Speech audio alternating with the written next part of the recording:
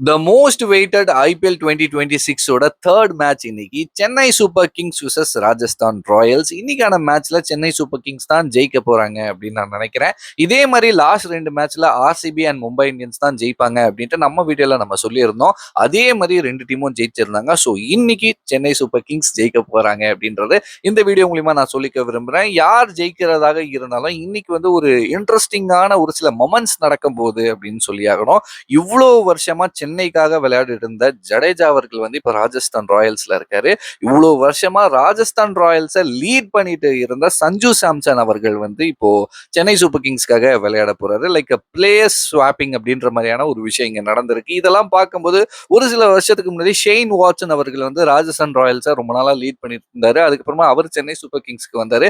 Chennai super கிங்ஸ்க்கு வந்ததுக்கு அப்புறமா ராஜஸ்தான் ராயல்ஸ்க்கு அகேன்ஸ்டா ஒரு செஞ்சுரியை வேற போட்டிருந்தாப்ல.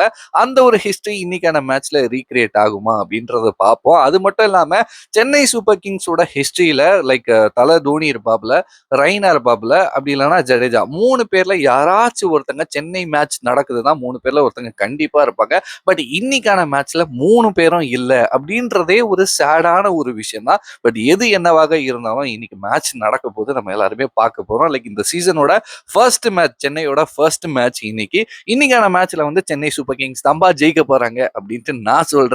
நீங்க என்ன நினைக்கிறீங்களோ அப்படின்றத மறக்காம கமெண்ட் செக்ஷன்ல ஷேர் பண்ணிக்கோங்க. பாய்.